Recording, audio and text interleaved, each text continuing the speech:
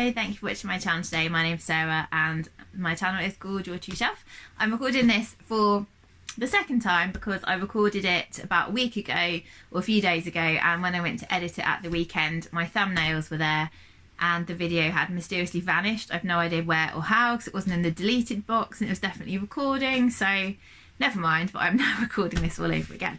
So I'm recording my wrap up for the month of March, which was the month where I tried to read a whole shelf in a month, and I didn't quite manage it, but I will show you what I did manage to read. So it started off well because the first book that I read was A God in Ruins by Kate Atkinson. So this is their companion piece to Life After Life, which is one of my favourite books of all time. And this follows Teddy, who is the main character, Ursula, from Life After Life's younger brother. And it isn't linear, it jumps around in time, so we could go from when Teddy's a boy to when he's an old man, to when he's in the war, to when he's an old man again, to when he's middle-aged, to when he's a boy, so it jumps around quite a lot. This, for me, so it was really, I really enjoyed the bits when he was a young boy, and all of the characters that I was familiar with from Life After Life were in it, and I enjoyed maybe the wrong word, I really liked reading about his experiences as a pilot in World War II, and it actually was it actually made me do some sort of, I spoke to my dad quite a bit about our family history as well, because my great uncle was in the RAF in the Second World War, and my granddad was in the RAF as well, so I did some digging with my dad about some of our family history, which was really nice to look into a little bit more as well. So what I would say about this book, the positives are that the parts when Teddy is elderly, I thought they were written so masterfully, because you really understood what it might be like to go from being a capable young person and still feeling like that mentally, but having a body that's failing you.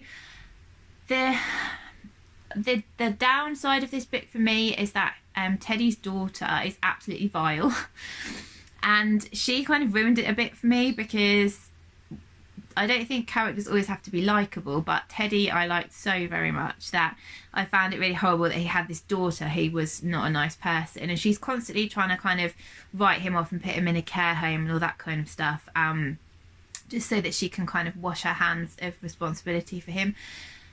So I would say this was like a 4.5 star book for me. I didn't love it as much as Life After Life, but it was still very good, and the ending is wonderful. I won't say anything about the ending, but it's very very skillful, and I actually sort of read a few people's thoughts about the ending as well, just to make sure that I'd understood it properly. So yeah, this was a really good start, but not quite as good as Life After Life. I then had a second book, which was a real surprise to me, because I wasn't expecting to like this very much. I only bought it because everyone was talking about it, and I absolutely loved it, and that is The Silence of the Girls by Pat Barker. So this was shortlisted for the Women's Prize in 2019, and so everyone was talking about it then. This is a retelling of the Trojan War from the point of Briseis, who is given to Achilles as a slave. And it's a shocking book in that it's very brutal, but it talks so much about what it was like for women to live in this time period. And basically women were just property, so they were traded, they were enslaved, they were gifted to men, and they had absolutely no say in who they were gifted to, or they were just given as bed slaves or whatever, and they had no say in it whatsoever. Their feelings were never taken into account. And so Briseis is given to Achilles, and it does focus on Achilles and also his relationship with Patroclus as well. But it was a beautifully told story. I didn't think that Greek myth retellings would be for me at all, but this really surprised me. So this is like one of the good reasons for doing a challenge like this, because it makes me pick up books that I would have probably been on my shelf for years, and I just thought it was absolutely brilliant, and I loved it. So I'm also now keen to read Circe by Madeline Miller, because I've also got that, and I was kind of avoiding it for the same reason, so that's good.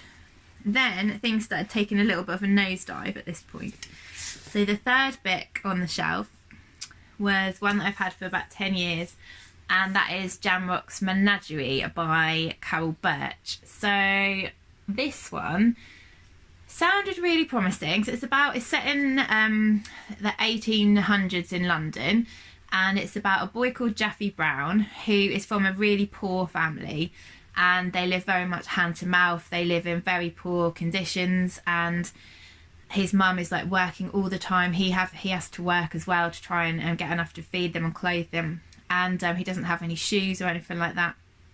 And it started off really promising, so that was really interesting.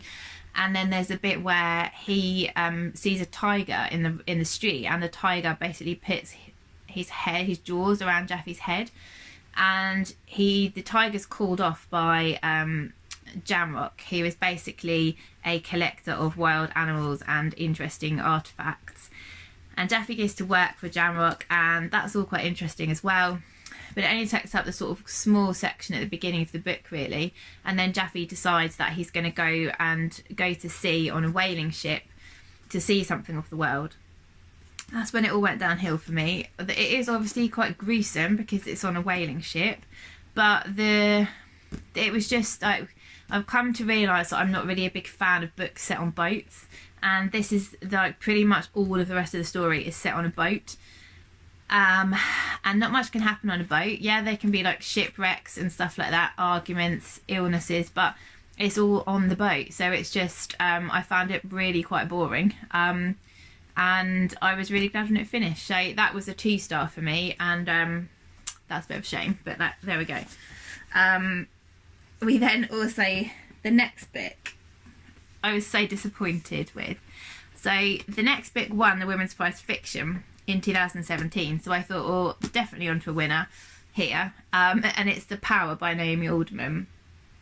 But it was sadly not for me. The premise of this book is amazing, and I was so excited to read it. It's basically about that women have like an electrode in their clavicle, and these electrodes start awakening, and women can have the power of electricity in their hands. So basically women around the world who are enslaved, who are kidnapped, who are traded, who are oppressed, who are abused, they can all defend themselves, and they can escape, and they can get their revenge if they choose to.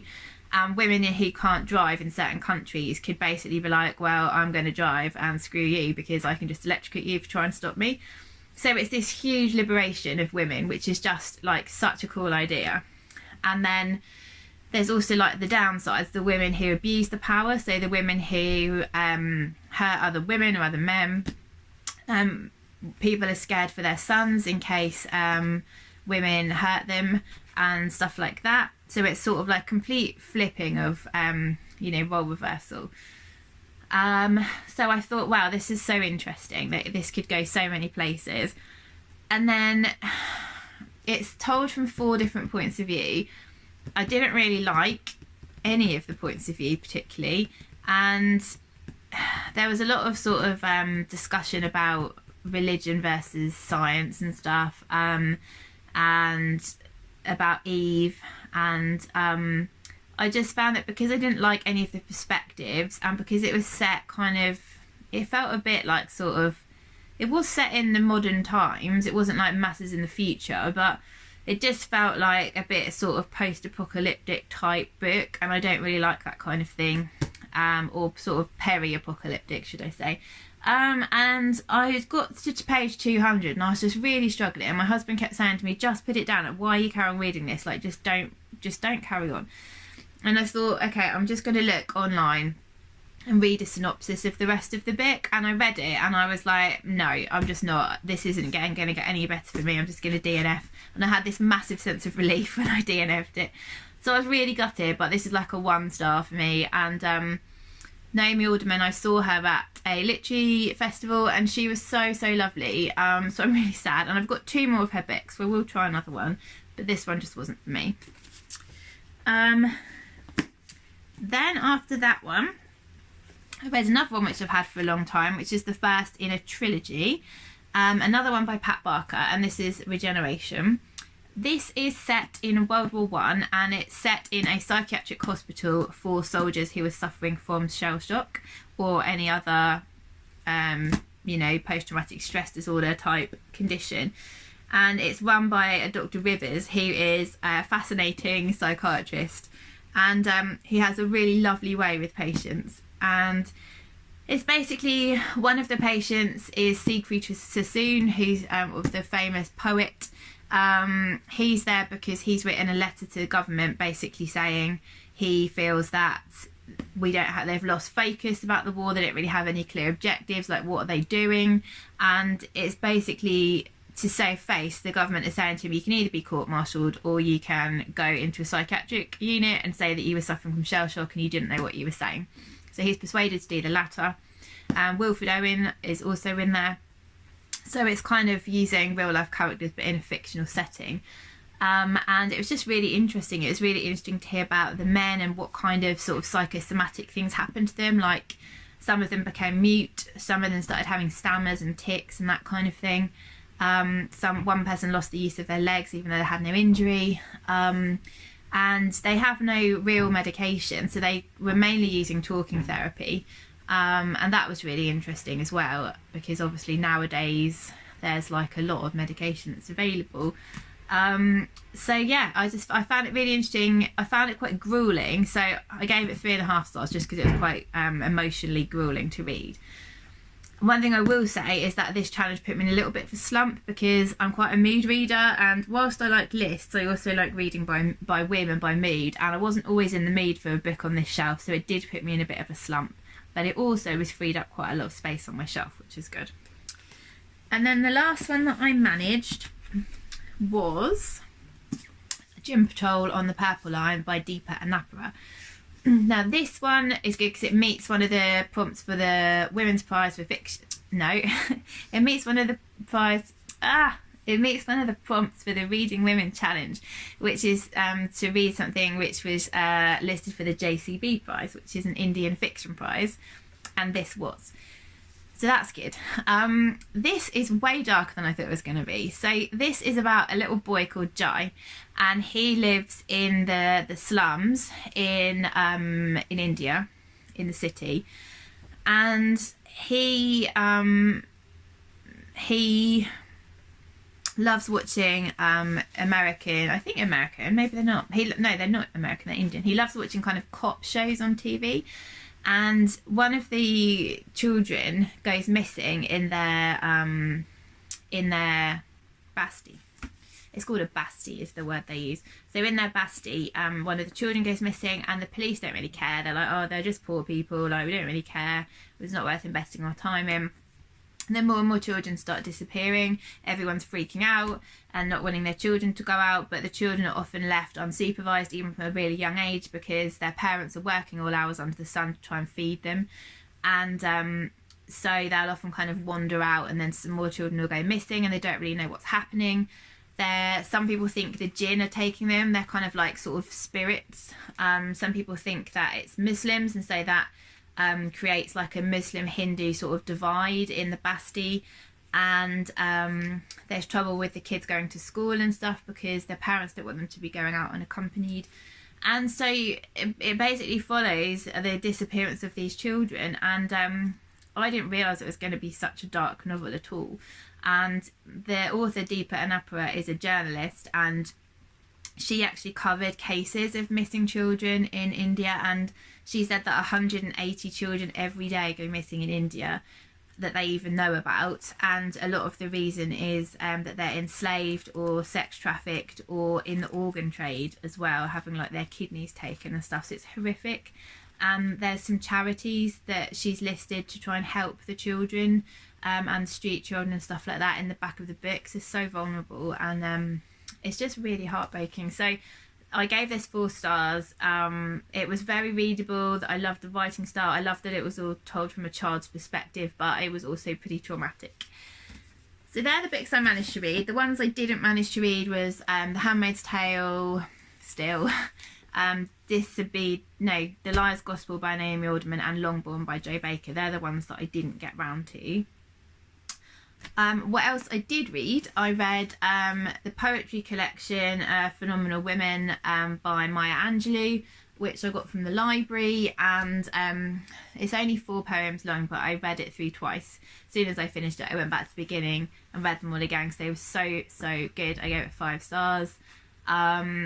This is I loved the poem Phenomenal Women anyway, but it has Still I Rise and like 2 others in there, and they were just so powerful and just lovely poems. Like, I don't really know how to review poetry so much, but there's such, like I say, real strength and empowerment and rawness and wildness in the poems, and I just loved them, so that's good.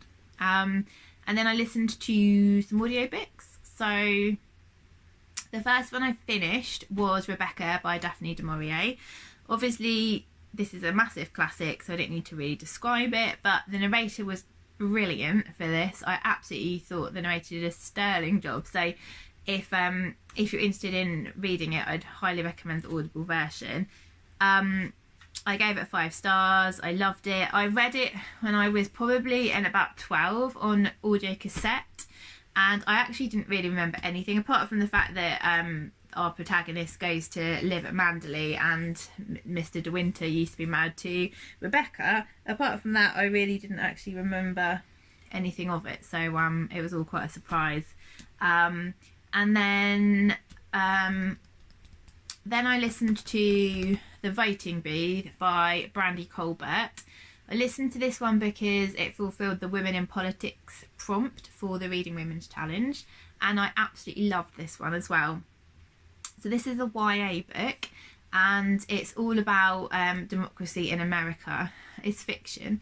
It follows 2 characters. There's Marva and there's Duke. They're both 18 and they're both voting for the first time. Marva has been, for the past 2 years, she's been helping young people to get pre-registered to vote and making sure that they vote and sort of canvassing how important voting is and stuff like that. And she votes early one morning, and the day that before school, and Duke goes to vote, but he finds out that he has registered for the wrong place. So Marva kind of gets involved because she wants to try and sort it out for him, and his car then breaks down, so she says, look, I'll drive you to the place you need to be going.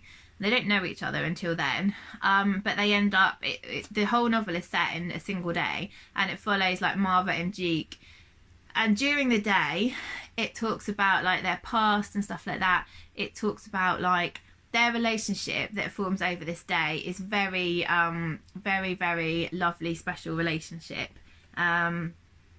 It's really kind of like a positive relationship role model. It's also talks a lot about like police violence, racism, voter suppression, especially like black voter suppression, interracial relationships, family relationships, death of a sibling. Like, talks about loads of stuff considering it's set in one day. But it's like it's dual perspective, and I just absolutely loved it. I thought it was fantastic. I just thought, if you're into YA, I definitely recommend this book, and I also really recommend the audio narration on Audible. That was a 5-star for me. And then the final book, another 5-star, was The Midnight Library by Matt Haig. So this has been really popular, but the premise of this is we follow Nora Seed, who takes an overdose. She suffers with real bad depression. She takes an overdose, and she wakes up in a place called the Midnight Library. So it's midnight, and her old school librarian is there from when she was at school, and she's in her mid-30s, Nora, and surrounded by thousands of books. And the librarian says to her, all of these books are different versions of your life, depending on choices that you have made in the past. If you've chosen small things differently, this is like all different versions of your life, and you can basically try any of them out. If you find you're disappointed with them, you're going to come back to the library. but if you love them, then you can, if you love a life enough, you can stay there. So she gets to try out different careers, different decisions that she made, different relationship choices. She gets to find out what would happen. And yeah, so some of the people who are alive in her real life aren't alive in those books, or vice versa. I listened to the Audible narrated by Kerry Mulligan, who does a fantastic job. She's brilliant. I like her a lot anyway. Her voice was really great. And it's just so interesting. It makes you philosophize, it makes you think. I'm somebody who always loves thinking about, if I had done this or if I hadn't done that. I kind of like those sort of thoughts in my head, especially around, like, if I hadn't done my degree, if I'd done a degree in art or English. That's one of the things I sort of ponder about the most. I wonder how my life would be different now if I had done either of those things. So yeah, it's really good. If you like thinking about those kind of conversations, then I would really recommend it. And that's my first Matt Haig. I'm definitely going to read more because I'm loving it so much. Well, I loved it so much.